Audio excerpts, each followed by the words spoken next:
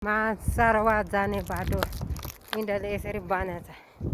हाम्रो नेता भगौरेहरू लड्दै खुर्सीको लागि तर कुना काप्चामा गएर त्यो जान्दाको पीडा नबुझ्ने भगौरेहरू, तिमीहरूलाई पाप लाग्ला है। अनि त्यो सुनेले शान्तिमा हाम्रो उहिले राजाहरू थियो, त्यो राजाले अहिले भन्छ त्यो कुनै एउटा व्यक्तिले राजाले बनाएको देश भन्यो भने हाम्रो यो सुनौले शान्ति किन गर्नु पर्यो त? खाली सत्ताको लागि, खुर्सीको लागि जेठी बुढी र कान्छी बुढीको त्यो छोराहरूको गत्ताको लागि लड्दै त्यही काठमाडौँ भेलीमा बसेर कुना काप्चाको जान्दाको पीडा के थाहा रे तिनीहरूले।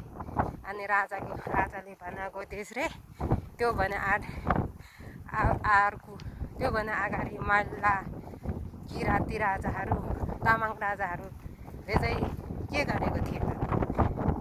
अनि शाहवंशले बनाएको हो त देश। त्यो बनाएको मान्छेले चाहिँ हिन्दू राष्ट्र बनाउनु पर्छ अरे। अनि हिन्दू राष्ट्र बनाएर चाहिँ के हुन्छ त? त्यो पनि बताइदिनु, के हुन्छ त हिन्दू राष्ट्र बनाउँदै? बनेको चाहिँ गीतमा चाहिँ तराई पहाड हिमाल महाकाली भनेर गाएको छ। यस्तो छ हामीले अहिले हिँडेर 8 घन्टा भइसक्यो, अझै हामी पुगेको छैन। अनि त्यही काठमाडौँको त्यो सिंहदरबार र के अरे संसद भवनको खुर्सीको लागि मात्रै लडेर बस्छ तिमीहरू।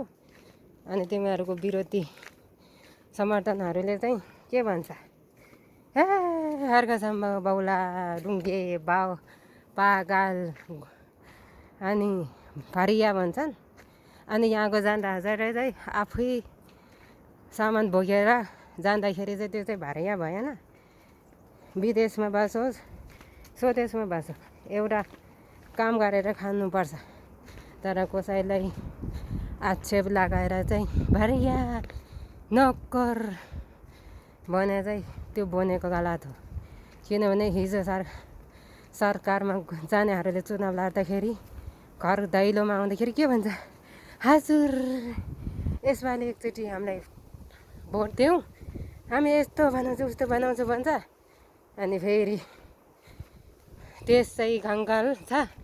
अनि त्यो गद्दामा बसेको मान्छे चाहिँ आमा हो, देशै चिल्लो बोबो त्यो लुगा लाउने त्यो सुहाउँछन् यताले।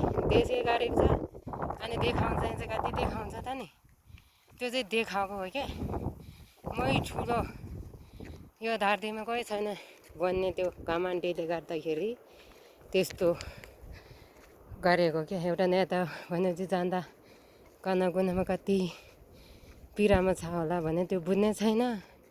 खुर्सीमा बस्यो, बाक्लो गद्दीमा बस्यो, घुम्ने त्यो खुर्सीमा बस्यो, यसलाई हाल्यो उता हाल्यो, हुन्छ भन्यो, भोलि भन्यो, पर्सि भन्यो, वर्ष महिना भन्यो, वर्ष भन्यो, 2 वर्ष भन्यो, 3 वर्ष भन्यो, 4 वर्ष 10 15 वर्ष 20 वर्ष 30 वर्ष भने केही गर्ने छैन। अन्तिममा जान्दाले बेको बनाएर है। अब जान्दाहरू बेटा भन्नु हुँदैन भने चाहिँ मेरो विचार है। तपाईँलाई के कस्तो लाग्छ र? यो पारी इन्डिया छ, त्यो राजाले बनाएको देश भनेर त संसदमा कराएको रोषमा कराउने मान्छेले चाहिँ म प्रश्न गर्न चाहन्छु।